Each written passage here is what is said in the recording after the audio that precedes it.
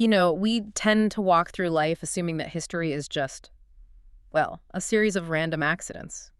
Chaotic. Completely chaotic. A king dies, a battle is won, a plague hits, a market crashes. It just feels unpredictable. It does. It feels like we're just adrift in a current we can't control. Exactly. But what if it isn't? What if history is actually a machine? A machine with, gears and levers that move according to specific, unbreakable laws. Like physics. Just like physics. What if, by studying the past, we could predict the death of an empire with the same, mathematical certainty that we predict an apple falling from a tree? That is a terrifying and brilliant premise. Isn't it? It suggests that if you know the inputs, the climate, the group solidarity, the tax rate, you can basically predict the output. You can see the end from the beginning. You can predict the collapse of a civilization before it even starts to cough. Which is a massive claim for anyone to make, let alone a man writing in a castle in North Africa in the 1370s. But that is exactly what we are dealing with today. Welcome to Book Bites. It's a pleasure to be here. This is the podcast where we discuss a new book every week to help English learners improve their English and to help curious minds like us understand the world a little better. And this book certainly helps with that. It really does. I am your host, and joined by our expert guide, we are going to tackle a book that, well, it literally changed the way people think about history. Today is episode 6 of our series, and the book we're discussing is The Muqaddimah by the scholar Ibn Khaldun. A masterpiece. Yeah. Truly a masterpiece that was centuries ahead of its time. It really was. Now, before we get into the heavy stuff, and believe me, there is some incredibly heavy, fascinating stuff today, I want to gently remind you that you can use the online worksheet provided in the description box below. It's designed to test your understanding of this episode and help you practice the vocabulary we're going to use. So go ahead and download that now if you want to follow along closely. It's a very helpful tool to really solidify what you learn here. Makes the new words stick. It does. So let's start with the context, because that's always so important. We're looking at a book from the 14th century. A long time ago. Usually when we read books from that far back, they can feel a bit, well, dusty. They feel like fairy tales sometimes. Why does this specific book matter to someone listening right now in the modern world? Well, it matters because Ibn Khaldun is widely considered the true architect of social science. I mean, you have to understand what history was like before him. Before Ibn Khaldun, history was mostly just gossip. Gossip, that's a strong word. I think it's fair. Essentially, chroniclers would write, this king lived, he was a good guy, he fought this battle, he died, and then his son took over. It was just a list of names and dates. Like reading a timeline on Wikipedia, just a series of dot points with no connection. Exactly. It was reporting. There was very little analysis. But Ibn Khaldun did something radically different. He didn't just record history. He analyzed the formula of civilization. The formula. Yes. He treated human society like a natural ecosystem, like a living organism. He asked why. Why do some dynasties last for 100 years and others collapse in a decade? Why do people in cities act differently than people in the desert? So he wasn't looking for stories. He was looking for laws. Universal laws that govern human behavior. That was his goal. That's fascinating. So he's basically looking for the source code. He wants to see the programming behind the matrix of history. That is a very modern way to put it, but yes, that's it precisely. And what is incredible is that the rules he discovered about economics, about leadership, about how comfort makes us weak, they are startlingly accurate today. Really? Oh, absolutely. Modern sociologists and economists read this book and their jaws drop because he beat them to these discoveries by 600 years. Wow. So in this deep dive, we're going to explore all of that. We're going to look at how the climate might shape your personality. We'll look at the life cycle of a dynasty, which plays out like a tragedy in 5 acts. And we'll look at economic rules that, still explain why taxes work the way they do. We have a lot of ground to cover. It's an incredibly rich book. You certainly do. So let's unpack this. Let's start with the man himself, who is Ibn Khaldun. Because you don't write a book this insightful by just sitting in a garden smelling flowers. No, you certainly do not. He was born in Tunis in North Africa in the year 1332, and his background is absolutely key here. His family was of Andalusian origin from Spain, and they were a family of high-ranking scholars and political servants. So he grew up in a world of high education, but also very high-stakes politics. So he wasn't an outsider looking in. He was in the room where it happened, so to speak. He was very much in the room, and this is crucial for understanding the book. Ibn Khaldun lived during a time of incredible turbulence. I mean, this is Yeah. not a peaceful, stable era. What was going on? Well, for one, he saw the Black Death, the plague sweep through the world. Just imagine that for a second. I mean, we all lived through a pandemic recently, and that was disruptive enough. But the Black Death, that was something else entirely. It was cataclysmic. It wiped out a massive percentage of the population. He lost his own parents to it. He saw entire cities turn into ghost towns. That must have been terrifying to see society just disintegrate around you. And at the same time, the political world was in chaos. He saw dynasties in North Africa and Spain rising and falling overnight. He worked for sultans. He was imprisoned by them. He acted as an ambassador. He even negotiated with fearsome conquerors like Tamerlane. So he had a front row seat to the apocalypse, effectively. Precisely. The world was his living laboratory. He wasn't sitting in an ivory tower speculating about how the world works. He was watching empires crumble right in front of his eyes. And that experience must have forced him to ask the big questions. It did. It forced him to ask, why is this happening? Is it just random bad luck? Or is there a pattern here that we're missing? Is there a science to this chaos? And that leads to his method. You mentioned earlier that he revolutionized how history is told. How did he do that? Well, as we said, most historians before him were just repeating reports.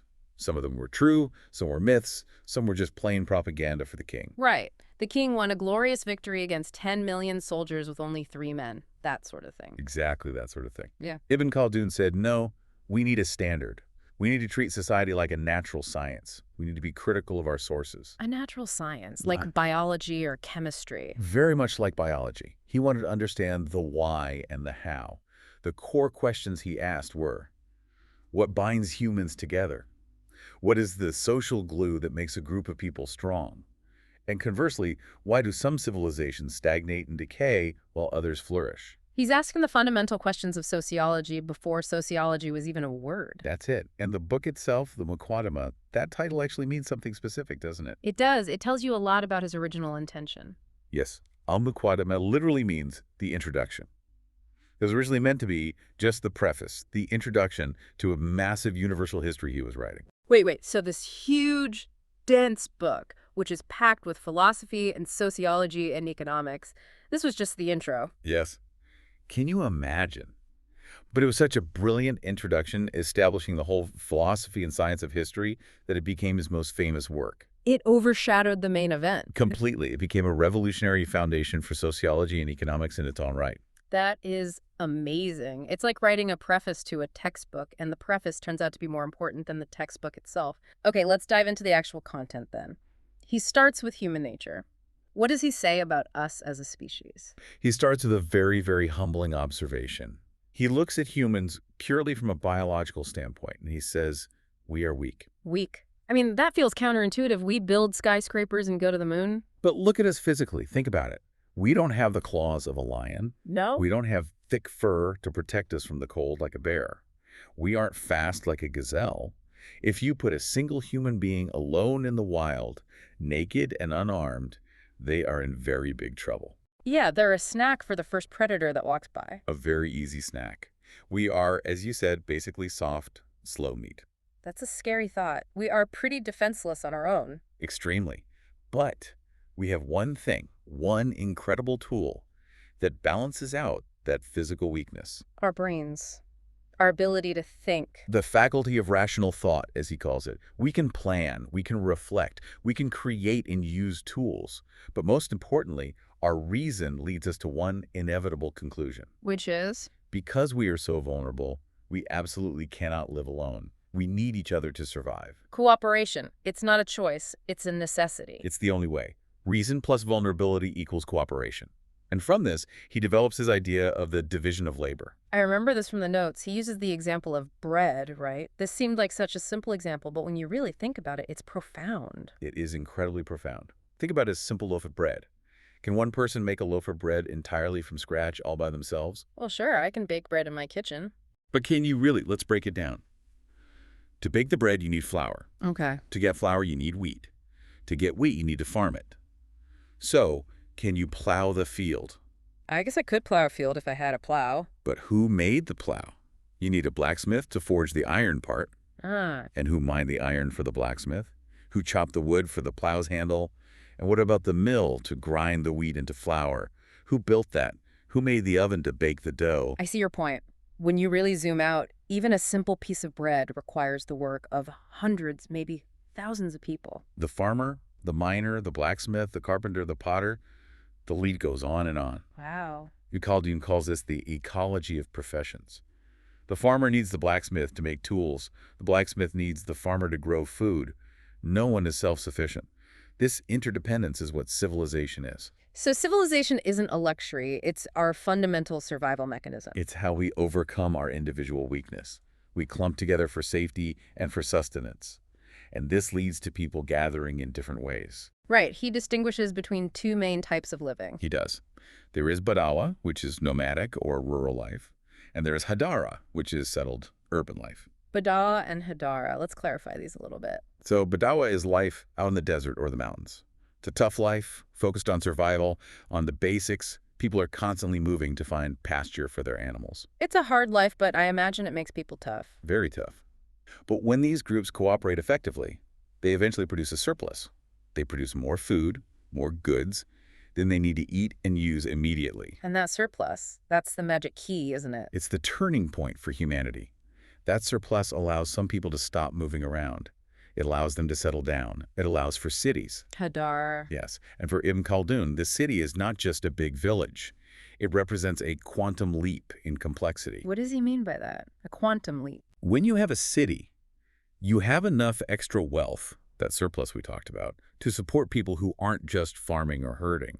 You can support scholars, artists, judges, scientists, craftsmen who make luxury goods. So the city is where culture happens, where humanity levels up. It is. But, and here's a catch, and Ibn Khaldun is always looking for the catch. He also sees a dark side to human nature that complicates everything. Oh, what is that? He says, yes, we are cooperative, we have to be, but we also possess an innate propensity for aggression. He uses the term zulm, which implies injustice or aggression or transgression. So we want to work together because we have to, but at the same time, we also want to take each other's stuff. Precisely. We are competitive, we are selfish. He says that if there is no restraint, the strong will inevitably dominate and exploit the weak. It's in our nature. So civilization is actually a very fragile mechanism. Extremely fragile. Yeah. It's designed to channel our cooperation and at the same time restrain our aggression. It's a constant balancing act. It's not a permanent state we've achieved. It's a constant effort to keep from tearing each other apart. Exactly that. It isn't just buildings and roads. It's a system, a set of rules and authorities to keep us from destroying each other while we work together. And that system is always under threat. That's a really powerful way to look at it. So we've covered who Ibn Khaldun was and why humans are forced to live together in these complex, fragile cities. Yes, the very foundation of his thought. But here is where it gets really interesting and maybe a little strange to our modern ears. Did you know that the weather outside might determine your personality?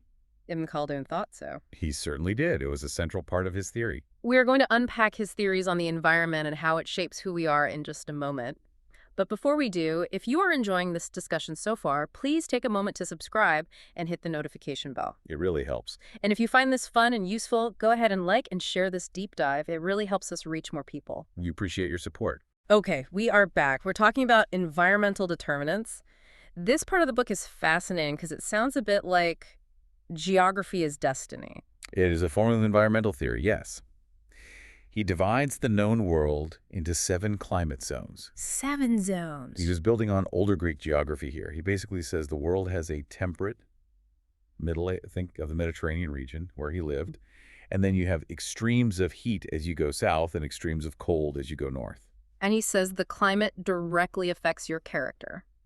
He believed that the temperate middle zones, where it is not too hot and not too cold, lead to a physiological balance in the body. A balance in the body. Yes, and because the body is balanced, the temperament, the personality, is also balanced. So if you live in a moderate climate, you become a more moderate person. In a way. He argues that this balance creates the capacity for foresight, for planning, and for building complex civilizations. You aren't constantly fighting for survival every minute against extreme heat or extreme cold, so you have the mental space to think ahead. You can build institutions, write philosophy, study science. Exactly, because the environment isn't trying to kill you every second of the day. Okay, so what about the extremes? What happens if you live somewhere really, really hot? This is where it gets very interesting, and we have to remember he is writing from a medieval perspective of humors or body fluids. Yeah. He's trying to be scientific based on the knowledge of his time. Right. He suggests that extreme heat, like in equatorial regions, affects the humors in a way that leads to joy and emotionality. Joy. That sounds nice. Who doesn't want more joy? It is nice. He observed, or believed, that people in very hot climates seemed happier, lighter, but he also said this comes with the downside. A lack of long-term planning. They live for the moment.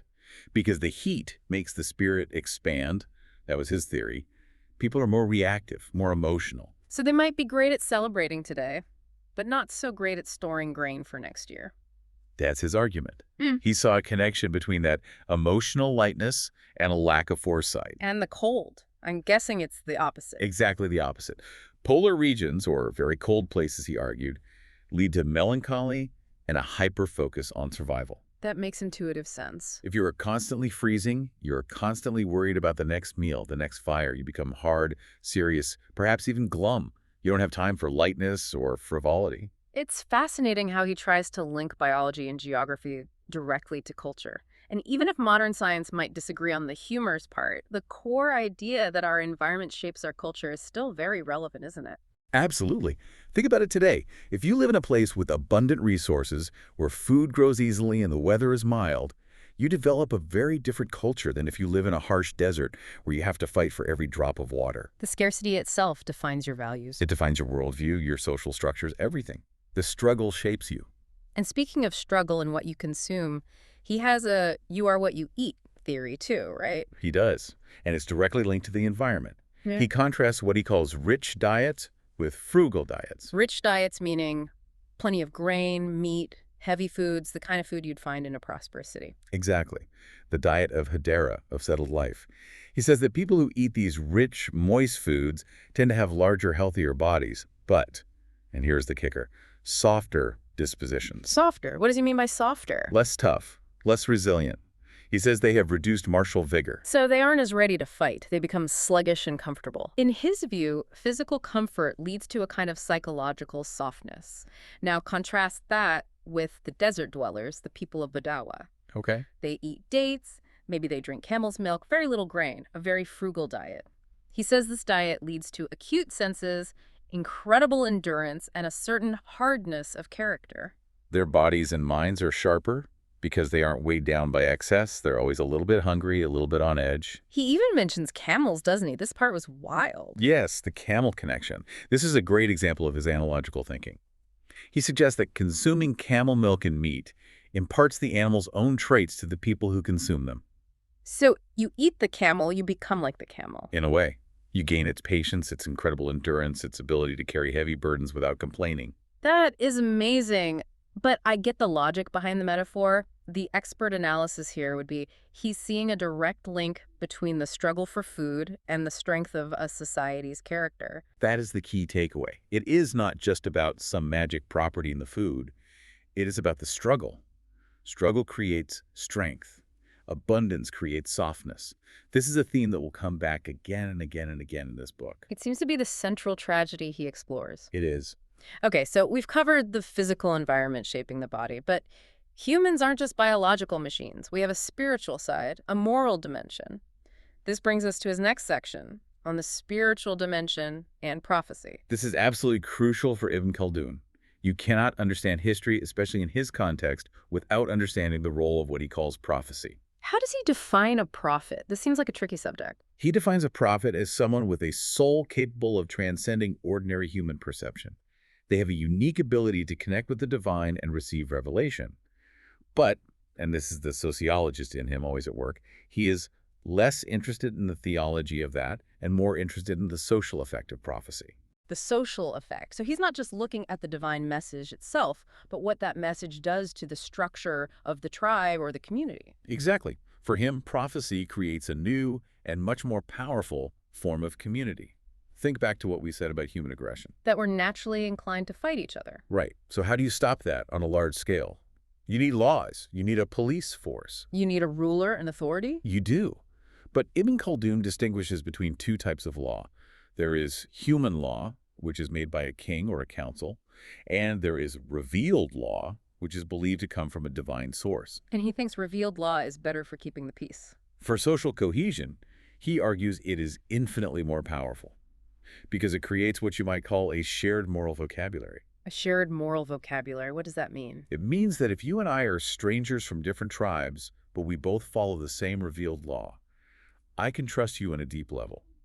I know you answer to a higher authority than just the local king or police officer. That makes a lot of sense. If I think you're only behaving yourself because the police are watching, I don't really trust you. The moment the police leave, you might rob me. Precisely. But if I think you're behaving because you believe a higher power is watching you all the time, I trust you more. Your good behavior isn't dependent on who's around. Exactly. It creates internal restraint. People obey out of conscience, not just out of fear of punishment. This makes society incredibly efficient and stable because you don't need a guard on every corner. The guard is inside your heart. That's a beautiful way to put it. And he calls religion a kind of super glue for society. Super glue. Yes, he talks about religious solidarity, Asabiyyah. He says this bond is stronger than blood ties. Stronger than family. That is a huge claim. The old saying is that blood is thicker than water. It is a massive claim. But look at history. He uses the example of the early Islamic civilization. You had dozens of diverse tribes, people who used to raid and fight each other constantly over resources and honor. Right, they were rivals. Fierce rivals. But through a shared belief system, they united into a single massive force. They started to see each other as brothers in faith, not as cousins in a rival clan. That solidarity allowed them to achieve incredible things, to defeat empires that were much larger and richer than they were. That is powerful. The shared idea was stronger than the shared bloodline. But here's the question he always asks. Does it last forever? That is the tragic question. And his answer is a firm no. Why not? Ibn Khaldun notes that religious fervor tends to routinize over generations. Routinize. What does that mean? It becomes a routine. Exactly. The burning passion, the revolutionary fire of the first generation of believers starts to fade. The grandchildren and great-grandchildren, they follow the rituals. They pray, they fast, but they don't have that same intense, world-changing, unifying fire that the founders had. The belief becomes a habit, not a conviction. Yes. The glue starts to dry out and crack. The form remains, but the spirit weakens. That is a perfect transition. We've talked about climate shaping the body and religion shaping the soul, but there is one concept in this book that is more famous than any other. It is the glue that holds everything together, and it is the force that wins wars. Asabiyyah. Asabiyyah. We are going to dive deep into that next. But first, I want to ask you, the listener, have you noticed how shared beliefs bring people together in your own life? Right. Is it a community group? A faith? A shared cause? We would love to hear from you. Share what you think about this point by commenting below. It is always fascinating to see how these old concepts apply to your modern lives. Absolutely. Okay, we're back. Segment 5. Asabiyyah, or social solidarity. Let's define this term properly because it feels like the single most important word in the entire book. What exactly is Asabiyyah? It is. It's the central pillar of his whole theory. It's often translated as group feeling, solidarity, or social cohesion. But I find those words are a bit too soft, a bit too modern. They don't capture the intensity of it. No. It's more than just liking your neighbors or being on the same team. It is a fierce, primal bond that implies a willingness to fight and die for the group. It's an absolute, unquestioning loyalty. Intense loyalty. Where does it come from? He says it starts with blood kinship, your family, your clan. That's the most basic and powerful level. You protect your brother because he is your brother.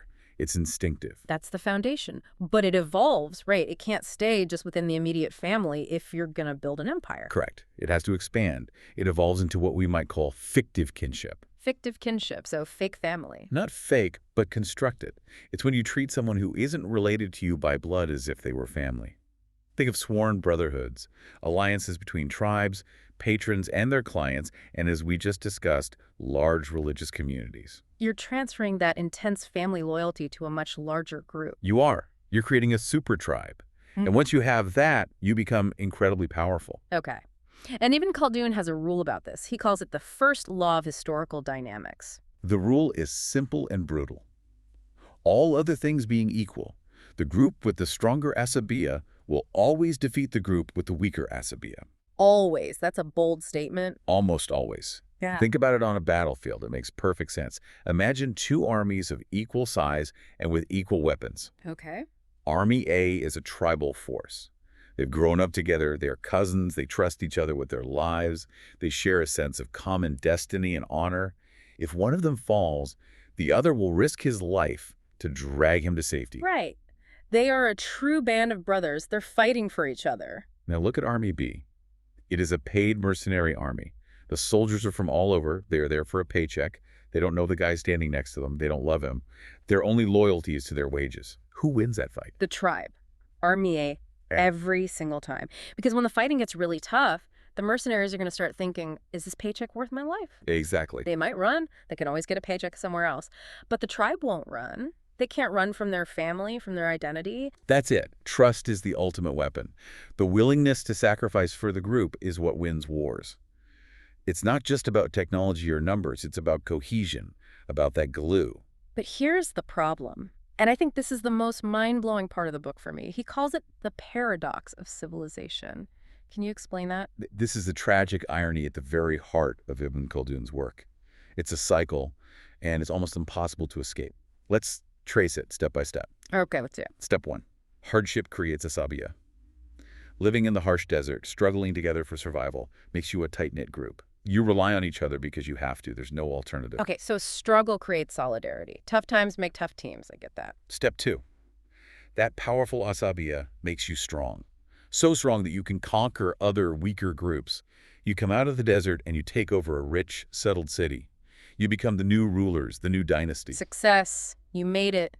The dream is realized. Step 3. Success leads to urbanization and luxury. You settle down in the city you conquered. You live in palaces. You stop struggling. You start eating that soft, rich food we talked about earlier. You get comfortable. Very comfortable. And then comes step 4. Urban life destroys Asabiyyah. How? Why? Because the conditions that created it are gone. Individualism takes over. You don't need your cousin to protect you anymore. You can hire paid guards.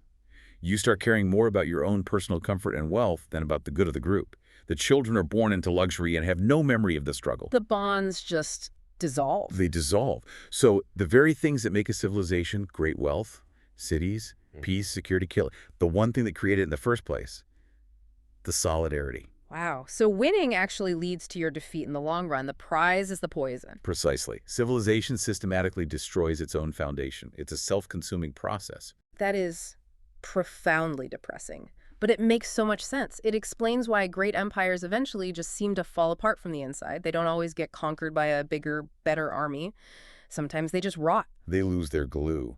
They become just a collection of self-interested individuals living in the same place, rather than a community willing to sacrifice for a common cause. Oh. And at that point, they become vulnerable. This leads us naturally into his ideas about politics, segment 6, political authority and the dynastic cycle. So Ibn Khaldun says we need authority because of that aggression we talked about. We need a restraining authority, or wazi. Right. Someone has to be in charge to stop people from harming each other. He says this evolves over time. At first, it's just a tribal elder, a chief who is really just the first among equals. He leads by respect. But that changes. It changes when the group gets bigger and conquers others. The chief becomes a king. He has institutional power, an army, a bureaucracy. It's not just about respect anymore. It's about force. And he talks a lot about the importance of justice, or edel, but he doesn't just mean being a nice person, does he? No. For him, justice is structural. It's profoundly economic. He has this amazing line, injustice ruins the economy. How so? Think about it. If a ruler starts to steal property from his subjects, or if the government taxes people unfairly and unpredictably, what happens? People get angry. They might rebel. They might. But even before that, they just stop working so hard. Why would I bother to farm an extra field if I know the king is just going to take the harvest? Why would I open a new business if I think the government will seize my profits? You lose the incentive. The economy shrinks. Exactly. And if the economy shrinks, the ruler has a smaller pie from which to collect taxes. So stable rule requires justice, not just to be a good person, but to maintain the tax base. It's in the ruler's own self-interest to be just. That is a very practical, almost cynical view of justice. Yeah. Now, let's get to the most famous part of this section, the life cycle of a dynasty. This is my favorite part of the book because it reads like a movie script. It does. It's so clear and so recognizable. Ibn Khaldun says a dynasty usually lasts for about how long? He says it generally lasts for about 4 generations, which he calculates is roughly 120 years. 120 years from peak to collapse, Yeah. and he breaks it down into 5 stages. Let's walk through these because I want to really visualize these people. Stage 1. Stage 1, the founders. These are the tough ones, the conquerors. They came from the desert or the mountains. They have that powerful, undiluted Asabiyyah. They are connected to their people. They live simply, sharing in the hardship. Okay, so I'm imagining the founder of a startup company. He's sleeping under his desk, eating instant noodles, completely obsessed with the mission. He knows every employee's name. He's in the trenches with them. That is a perfect modern analogy. The king in this stage is respected because he is the strongest, the bravest, and the smartest. Yeah. He doesn't need a fancy crown or an elaborate palace. His authority is real and personal. Okay, then comes stage 2. Stage 2, the consolidators. This is the son of the founder. He inherits the kingdom. He didn't do the conquering himself, but he saw his father do it. Yeah. He starts building the institutions. He needs laws. He needs a professional army. He needs tax collectors. The company is moving into the corporate phase. Exactly. It becomes less personal. It's less about my cousin the king and more about the office of the king. He's building the bureaucracy. He might build a wall around the palace, separating himself a bit from the common people, but he still remembers the struggle. He respects the work, even if he isn't doing the heavy lifting anymore. Right. Now, stage 3, The grandchildren. the custodians, the grandsons. They were born into wealth and power. They never saw the desert, never knew the struggle. They take the kingdom for granted. Their focus shifts to enjoying the fruits of their grandfather's labor. This is where they start building monuments, sponsoring arts and culture. Yes, they focus on peace and luxury. From the outside, this often looks like the golden age of the dynasty.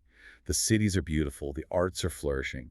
It looks like the peak, but underneath, the rot is starting. The rot is starting. They think the money and power are just there. They don't understand where it came from or what it took to build it. The Asabiyyah is weakening significantly. Then comes stage 4. Stage 4, the imitators. This is the great-grandson. He follows tradition, but he doesn't understand why. He performs the rituals of kingship, but they are hollow. He just imitates what his father and grandfather did without any of their substance or strength. We have always done it this way. Exactly. He has no idea how to actually fight or lead. He thinks the dynasty exists to serve his personal desires. He's often arrogant, but secretly weak and insecure. And that leads to the final stage. And finally, stage 5, the destroyers. Complete decadence. The dynasty is completely disconnected from its roots. The ruler is wasteful, corrupt, and weak. He spends money on luxuries the kingdom can't afford. The army is neglected. The Asabiyyah is completely gone. And the kingdom is perfectly ripe for a new group of founders to come storming in from the desert and take over. And the cycle starts all over again. A new group of tough, hungry nomads with strong Asabiyyah sees this weak, rich, divided city and says, we can take that. It's that famous saying, hard times create strong men create good times create weak men, and weak men create hard times. That meme is basically a one-sentence summary of Ibn Khaldun's dynastic cycle. It's scary how accurate this model feels even today. You can see it in businesses, in institutions, not just in empires. It's a fundamental pattern of human social organization. He really tapped into something universal. We have watched a dynasty rise and fall in 5 generations. But you mentioned money, the fiscal crisis in the final stages. Ibn Khaldun had some very advanced ideas about economics that we should touch on. We should. They're just as revolutionary as his sociology. But before we get into that, this has been a lot of complex vocabulary. Dynastic cycle, fiscal crisis, bureaucracy, Asabiyyah. Don't forget, you can use the worksheet about this episode from the description box to practice these new words. It's really the best way to make sure you remember what you're hearing. Vocabulary is the key that unlocks these big ideas. Absolutely. Okay, segment 7. Economic foundations. So Ibn Khaldun starts with a labor theory of value, is that right? Yes. This is long before the famous European economists talked about it. He says wealth comes from labor, which he calls mash. Gold sitting in the ground is not wealth. It's just a yellow metal. It only becomes wealth when someone puts in the effort. Exactly. It only becomes wealth when a human being expends effort to dig it up, purify it, and shape it into something useful or desirable. Human effort is what transforms nature into value. That's a very modern-sounding idea. And he also talks about supply and demand. He does. He analyzes how scarcity drives up prices and how abundance lowers them. He explains that merchants make their profit by moving goods from a place where they are abundant and cheap to a place where they are scarce and expensive. Buy low, sell high. The fundamental rule of commerce. The basics. But His most famous economic insight, the one that really shocks modern economists, is about taxes. The tax cycle. Yes. Today, economists call this the Laffer curve. But Ibn Khaldun described it perfectly in the 14th century. He observed a clear pattern in dynasties. Walk us through it. In the early dynasty stage 1 and 2, the rulers are simple, their costs are low, they still have that desert frugality, so they keep taxes low. Low taxes. People like that. And because taxes are low, people are highly motivated to work. They get to keep most of their money. So businesses grow, farms expand, trade flourishes, the whole economy booms. So the tax base gets huge. Exactly. And because the economy is so big, the government actually collects a lot of revenue, even with a low tax rate. A small percentage of a huge number is a big number. Low rate, high revenue, everyone is happy. Precisely. But what happens in the late dynasty? Remember stage 4 and 5? The imitators and the destroyers, they're spending like crazy on palaces and luxuries. They are. And their bureaucracy is bloated. Their costs are enormous. So they need more money. What do? They raise taxes. They raise taxes. High taxes. And what happens when taxes get too high? People start producing. Why should I work so hard if the king is just going to take half of it? The incentive is gone. The incentive is gone. The economy shrinks. The tax base collapses. So the king, in a panic, raises the tax rates again to try and make up the difference. Which just kills the economy even more. It's a death spiral.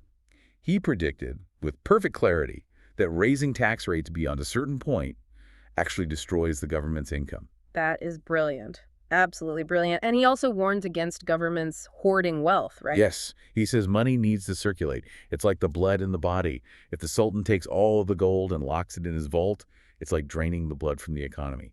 It dies. So wealth has to be spent, invested, put back into circulation to keep things healthy? Exactly. He distinguished between productive wealth and non-productive wealth. Mm-hmm. Money sitting in a chest is non-productive. Yeah. Money used to build a new market is productive. Incredible. We're nearing the end of our journey through this amazing book. Our final section is about knowledge and culture. Ibn Khaldun says that science and learning don't just happen by accident. No, absolutely not. For him, science has sociological roots. You need specific conditions for it to flourish. And those conditions are? You need stable, prosperous cities. And you need what he calls patronage. Someone has to pay the bills. Someone has to pay the bills. Scholars and scientists need to eat. If you're worried about where your next meal is coming from, you can't spend your days studying astronomy or philosophy. So you need a wealthy ruling class, a government with enough extra money to pay scholars to just think. Exactly. That is why the peak of culture and science usually happens in stage 3 of the dynasty, when wealth is at its highest, just before the decline really sets in. And he classifies the sciences into two main groups. He does. He divides them into what he calls the transmitted sciences and the rational sciences. That's the difference between them. The transmitted sciences are based on authority and text. Things like theology, jurisprudence, the study of the Quran and Hadith. You learn these by having them passed down to you from a trusted teacher who got them from their trusted teacher, and so on. So the authority is the tradition, the chain of transmission. Precisely. The rational sciences, on the other hand, are based on human reason and observation. Math, logic, physics, medicine. You learn these by thinking, experimenting, and calculating for yourself. And he valued both of these. He did. He saw them as different but equally necessary parts of a complete civilization's mind. You needed both revelation and reason. And he ends on a somewhat hopeful note about knowledge, doesn't he? Even though he's just described this inevitable cycle of rise and fall. Yes. This is the beautiful, poignant part at the end. A dynasty might collapse. The money might be lost. The palaces might burn to the ground. The armies might scatter. Everything material can be destroyed. Everything material can be destroyed. But knowledge preserved in books and in the minds and teachings of students, that can survive. So education is the lifeboat. It is the bridge. Education is what carries the hard-won achievements of a dying civilization across the chaotic chasm to the next rising one. Ibn Khaldun himself is the ultimate proof of this. How so? The dynasties he served are long gone. Their palaces are dust. Their gold was spent centuries ago. But his book remains. His knowledge survived the collapse of his world to enlighten ours. That is a chilling and beautiful thought. That ideas are more durable than stone. They are. Wow. We have covered a massive amount of ground today. Let's try to recap quickly in our conclusion. It's a lot to take in. We started with the biological vulnerability of humans. Right. And we saw how that weakness forces us to cooperate and build complex, fragile cities. Then we talked about the environment, how climate and diet might shape our temperament and our character, and the crucial role of religion in creating trust and social cohesion. We then dove deep into Asabiyyah, that vital group solidarity that allows a tribe to become an empire, and the tragic paradox that the success of urban life is the very thing that kills that solidarity. And from there, we walk through the 5 generations of a dynasty, from the tough founders to the corrupt destroyers. And finally, we look at his stunningly modern economic laws of supply, demand, and taxation. If there's one big lesson from this book, it's that Ibn Khaldun teaches us that history is cyclical. It's not a straight line of endless progress. It breathes, it rises, and it falls again and again. It's a humbling perspective. It is. So here's the final provocative thought for you, our listener, to chew on. We all want comfort. We all work hard for a nice house, good food, an easy life for our children. It's the human dream. Yes, of course. But Ibn Khaldun's entire work suggests that the very comfort we strive for is exactly what weakens us. It's the poison pill hidden inside the prize. That is the challenge he leaves us with. How do we as individuals or as a society maintain our solidarity, our moral strength, and our toughness in a world of unprecedented luxury and ease? Can you be comfortable and still be strong? Or is decline simply inevitable once the struggle ends? That is the question. It's a huge question, and we want to hear your answer. What do you think is the Asabiyyah, the glue, holding your community together today? Is it still strong, or do you see it fading? Tell us in the comments below. We really do read them, and we'd love to know what you think. It is a conversation worth having, now more than ever. One last reminder, I know we threw a lot of terms at you today. Asabiyyah, Badawa, Hadara. Go download that worksheet to master the English terms we use today. It's free, and it is right there in the description box. Use it. It will really help it all sink in. And finally, if you learned something new today, if you had a big aha moment listening to this, please subscribe, hit the bell, and share this episode with a friend who loves history. Or a friend who worries about the future. Yes, them too. Thanks for listening to Book Bites. Keep learning, and we will see you in the next episode.